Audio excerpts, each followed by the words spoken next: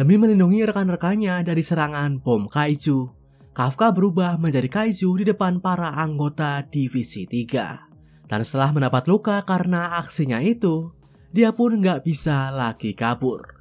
Dan dengan pasrah, membiarkan dirinya ditangkap. Disinilah kita pun akan melihat gimana nasib Kafka ke depannya. Apa pandangan rekan-rekannya setelah tahu kalau dia adalah kaiju. Dan gimana langkah yang akan diambil oleh Biro Pasukan Pertahanan.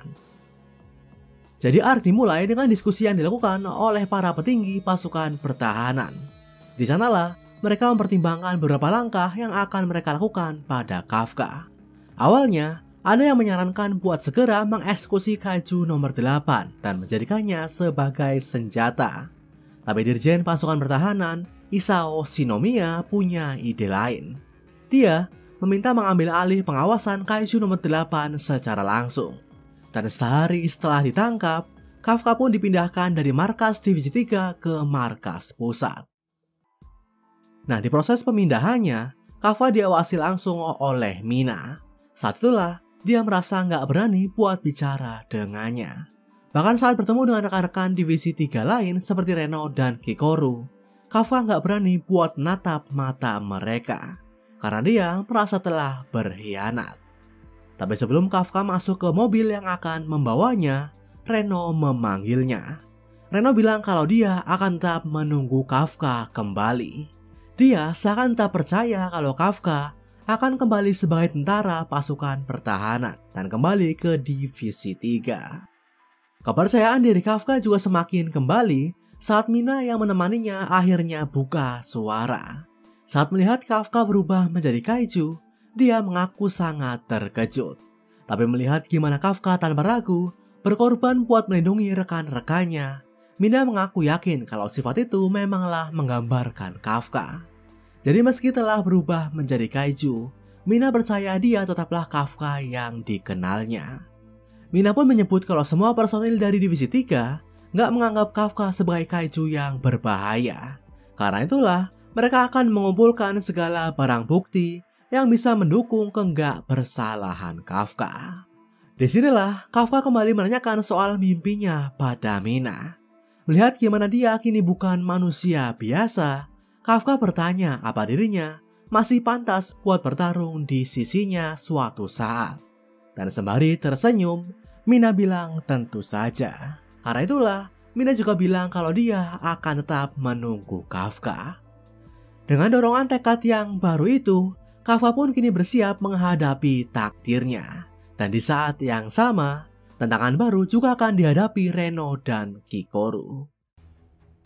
Jadi setelah penyerangan kaiju nomor 9 dan 10 terjadi, sebagian besar fasilitas markas Tachikawa dinyatakan rusak dan gak layak buat melatih para tentara. Karena itulah, beberapa anggota Divisi 3 mendapat tawaran buat pindah tugas. Sebagai antisipasi datangnya penyerangan yang lebih besar lain, pasukan pertahanan berniat melatih para anggota yang menjanjikan ke divisi lain. Dan salah satunya adalah Reno. Dan demi menjadi lebih kuat, Reno tanpa ragu menerima tawaran itu. Sementara itu, Kikoru juga kini ada di markas pusat. Di sanalah dia menemui ayahnya Isao yang menjabat sebagai Direktur Jenderal. Dengan penuh formalitas, Kikoru minta agar perintah eksekusi Kafka dibatalkan. Kikoru mencoba meyakinkan ayahnya kalau Kafka adalah sosok yang pernah menyelamatkannya. Tapi seakan ingin menampar Kikoru dengan realita, Isao menunjukkan hasil rongsen di tubuh Kafka. Di situ, ditunjukkan kalau di dalam tubuh Kafka terdapat organ inti kaiju. Jadi secara tegas, Isao bilang kalau Kafka adalah kaiju, makhluk yang pernah membunuh ibu Kikoru sendiri. Yap, disinilah kita sedikit diperlihatkan fakta yang jadi alasan hubungan kurang akrab Kikoru dan ayahnya. Tapi meski mendengar semua itu, Kikoru tetap bilang ke ayahnya kalau dia ingin percaya pada Kafka. Nah, setelah dipindahkan ke markas pusat dan dikurung di sebuah ruangan, waktu penghakiman buat Kafka pun akhirnya tiba. Saat itulah, regu pasukan pertahanan lengkap dengan seragam dan senjata mereka masuk ke ruangan tersebut. Dan yang memimpin mereka adalah Isao sendiri. Di hadapan si kaiju nomor 8, Isao nggak menunjukkan rasa waspada atau takut. Awalnya, dia meminta borgol di tubuh Kafka buat dilepas. Saat itulah, Kafka merasa kalau Isao mungkin bakal mau mendengarkannya. Tapi begitu Kafka bilang kalau dia adalah manusia, Isao langsung menodongkan pistolnya. Tanpa ampun, dia pun menembaki bahu Kafka. Alhasil, Kafka terpaksa mentransformasi lengannya menjadi kaiju.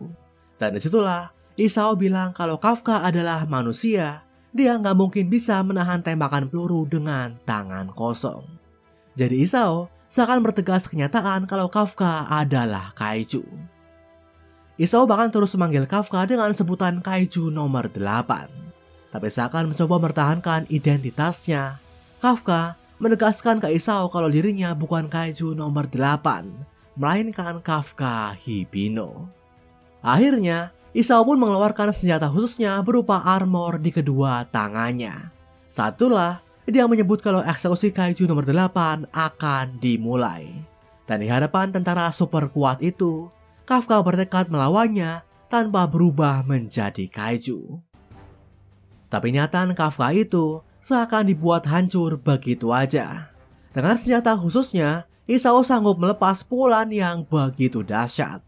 Dengan daya rusak yang begitu besar, pergerakan Kafka nggak cukup cepat buat menghindarinya. Alhasil, tangan kirinya langsung dibuat terpotong. Disinilah kita mendapat penjelasan kalau Isao dulunya dikenal sebagai pembasmi kaiju terkuat yang pernah ada di pasukan pertahanan. Gak hanya itu, seragam dan armor yang dipakai oleh Isao dibuat dari bagian kaiju berangka yang pernah menjadi ancaman Jepang, yaitu kaiju nomor 2. Dan satu-satunya tentara yang sanggup memakai senjata dari kaiju itu adalah Isao seorang. Dengan senjata berangka atau weapon number itulah, Isao terus mengintimidasi Kafka. Kafka menganggap kalau bertarung dengannya terasa seperti saat dia berhadapan dengan kaiju nomor 9 dan nomor 10. Jadi Isao sangat memancarkan aura kaiju yang begitu kuat. Kafka pun terus dibuat terpojok hingga terpaksa mengubah satu persatu bagian tubuhnya menjadi kaiju. Hingga akhirnya setelah tangan dan kakinya terpotong, Kafka akhirnya berubah menjadi kaiju sepenuhnya. Tapi begitu melihat wujud kaiju Kafka yang sekarang, Hikaru merasakan ada yang aneh. Dan benar aja, saat itulah kaiju nomor 8 menjerit hingga menghancurkan segala objek di sekitarnya. Sementara di dalam kaiju itu, Kafka telah kehilangan kendali. Di mode mengamuknya, kaiju nomor 8 menunjukkan gaya bertarung yang lebih beringas. Selain bergerak dengan lebih cepat, dia juga sanggup melepas gerakan-gerakan abnormal dengan mengandalkan regenerasi tubuhnya. Saat itulah, Isao yang jatuh ke tanah diberondongi oleh pukulan beruntun kaiju Kafka. Tapi beruntung, dengan armor senjata kaiju nomor 2, Isao sanggup meminimalisir luka yang didapatnya. Dia juga sempat berhasil mengirim serangan balasan. Dengan dorongan roket yang ada di armor tangannya, Isao mengirim pukulan dengan daya hantam yang lebih luas.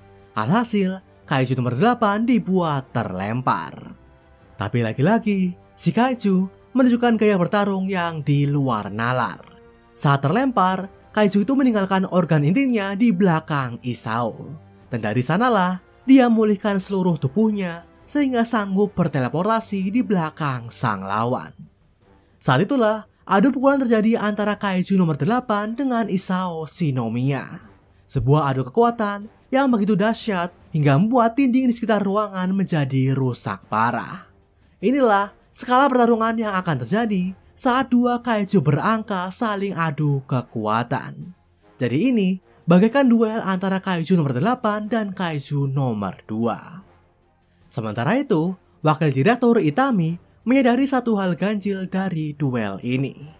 Dia menyebut kalau Isao seakan sengaja memancing Kafka memakai seluruh kekuatannya. Padahal kalau dia emang berniat membunuh Kafka, Isao harusnya udah menghabisinya di awal pertarungan, saat dia belum sepenuhnya menjadi kaiju.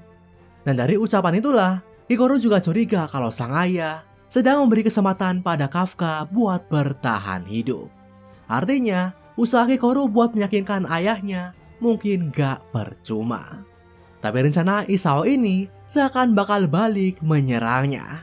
Karena di luar perkiraan, nilai fortitude atau level kekuatan Kaiju nomor 8 semakin meningkat pesat. Saat itulah, si Kaiju terus memberondongi Isao dengan pukulannya. Begitu perut bagian kanannya terpukul, Isao terus dibuat terpojok. Bahkan saat dia mencoba melepas tembakan dengan armornya, si Kaiju sanggup melempar tubuh Isao dengan teriakannya. Disinilah tubuh Isao ditangkap dan dibanting bagaikan boneka. Sementara di dalam tubuh si Kaiju, Kafka masih kesulitan buat mengambil alih. Melihat gimana ayah sang teman bisa mati di tangannya sendiri, Kafka mati-matian buat menghentikan tubuhnya. Dari jauh, Kikoru juga terus berteriak ke Kafka agar jangan mau dikendalikan oleh si Kaiju. Dan saat itulah, di dalam tubuh si Kaiju, tubuh Kafka yang sedang memberontak tiba-tiba dimakan oleh seekor Kaiju.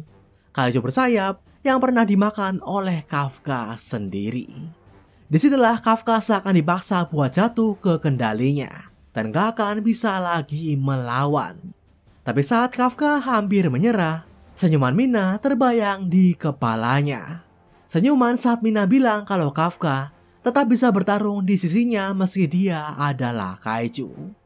Disitulah tekad Kafka buat mengambil alih tubuhnya kembali membara. Sembari menusuk dadanya sendiri, Kafka mencoba melakukan serangan bunuh diri. Dan saat itulah, sebelum pukulan Kaiju nomor 8 mendarat ke tubuh Isao yang tanpa pertahanan, Kafka berhasil menghentikan serangannya. Sembari melukai organ intinya sendiri, dia berhasil mengambil alih tubuh Kaijunya dan bilang ke Isao kalau dia bukanlah Kaiju nomor 8, melainkan Kafka Hibino. Begitu organ intinya terluka, Kafka pun tergeletak dan kembali ke wujud manusianya. Saat itulah, seorang tentara yang mendampingi Isao hampir berniat melayangkan serangannya pada Kafka dengan senjata khususnya. Dialah Kapten Divisi 1 Pasukan Pertahanan Gen Narumi. Nah, setelah pertarungan berakhir, Isao minta tim medis buat langsung merawat luka Kafka. Dan setelahnya, di depan para petinggi lain, Isao memberi proposal agar Kafka tetap menjadi bagian dari personil pasukan pertahanan, tanpa diubah menjadi senjata. Awalnya, para petinggi jelas menolak. Mereka beranggapan kalau ini terlalu berbahaya. Tapi Isao dengan tegas menyebut kalau Kaiju nomor 8 udah terbukti bisa dikendalikan. Terlebih, setelah munculnya penyerangan yang dipimpin oleh para Kaiju humanoid, serta minimnya tentara yang sanggup melawan para Kaiju sendirian, Jepang dibayang-bayangi masa kritis. Karena itulah, demi mencegah hancurnya Jepang dari bencana Kaiju yang akan datang, kekuatan Kaiju nomor 8 dibutuhkan. Isao bahkan mengingatkan para petinggi akan bencana Kaiju yang sempat terjadi 10 tahun lalu. Saat itu, 200 tentara dan 3 kapten termasuk istri Isao menjadi korban. Meski begitu, pada akhirnya, mayoritas petinggi tetap menolak ide Isao itu. Karena itulah dia pun meminta sebuah kondisi. Disinilah Isao pun kembali menemui Kafka yang udah siuman. Dan begitu melihat Isao, awalnya Kafka merasa lega karena dia baik-baik aja. Dia juga lalu bertanya apakah Isao kini mengakui dirinya sebagai manusia. Tapi dengan tegas, Isao tetap menyebut kalau Kafka adalah Kaiju. Meski begitu, fakta kalau Kafka adalah Kaiju yang berbahaya atau enggak masih belum diputuskan. Karena itulah, kalau Kafka ingin tetap bertahan hidup, dia harus membuktikan kalau dia adalah prajurit yang berguna buat umat manusia. Jadi sebagai Kaiju, Kafka akan dijadikan sebagai amunisi tambahan. Akhirnya dari sinilah, Kafka berjanji akan membuat Isao dan para petinggi lain mengakui kalau dirinya adalah tentara pasukan pertahanan. Nah, seperti yang kita tahu, Kikoru saat ini juga ada di markas pusat. Dan ternyata, sama seperti Reno, dia juga ditugaskan buat berlatih ke divisi yang berbeda. Dan sebagai talenta yang menjanjikan, Kikoru bakal bergabung ke Divisi 1. regu pasukan pertahanan yang menjadi ujung tombak Jepang. Dan disitulah dia menyaksikan secara langsung betapa kuatnya Kapten Divisi 1 Gen Narumi. Saat nggak bertugas, Narumi digambarkan sebagai pemalas yang nggak suka formalitas dan lebih suka main game. Tapi begitu mendapat panggilan tugas, dia kelihatan seperti orang yang berbeda. Dengan senjata khususnya berupa bayonet raksasa, Narumi dapat mengirim tembakan dan tusukan yang begitu kuat, hingga sanggup menaklukkan seekor kaiju besar sendirian. Karena itulah saat Kikoru bergabung, Narumi hanya minta dia buat menunjukkan kekuatannya. Tapi ternyata nggak hanya Kikoru, Kafka juga diproyeksikan buat bergabung dengan Divisi 1 oleh Isao langsung. Isao beranggapan kalau dengan bergabungnya kaiju kelas terkuat ke divisi terkuat, bakal tercipta regu yang sanggup mengatasi segala bencana kaiju apapun. Tapi mendengar hal ini, Narumi langsung menolak. Dia menyebut kalau Divisi 1 udah cukup kuat tanpa tambahan kekuatan Kafka. Bahkan Narumi beranggapan kalau sebagai kaiju, Kafka sebaiknya langsung diubah menjadi senjata buatnya. Ucapan ini pun membuat Kafka dan Kikoru terkejut. Tapi Isao memberi peringatan pada Narumi. Dia bilang kalau di saat pasukan pertahanan merasa dirinya udah kuat, di saat itulah bencana besar bisa aja terjadi. Karena itulah ketimbang merasa jumawa, mereka harus bisa terus berevolusi. Kafka juga menegaskan pada Narumi kalau dia punya tekad yang maksanya buat terus bertahan hidup. Karena itulah, dia akan mati-matian berjuang buat Divisi 1. Akhirnya, Narumi pun membolehkan Kafka buat bergabung. Tapi dia langsung memberi peringatan.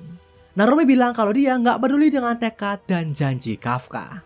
Karena yang dia mau dari anak buahnya hanyalah keahlian dan hasil.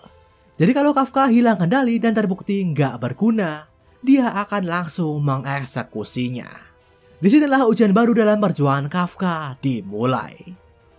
Sementara itu, di tempat lain, kita diperlihatkan si kaiju nomor 9 yang telah selesai berganti kulit. Disitulah, dia mengaku telah siap buat bergerak, demi merebut kembali kekuatan kaiju yang jatuh ke manusia. Apa maksudnya ini? Kita akan tahu jawabannya di arc berikutnya.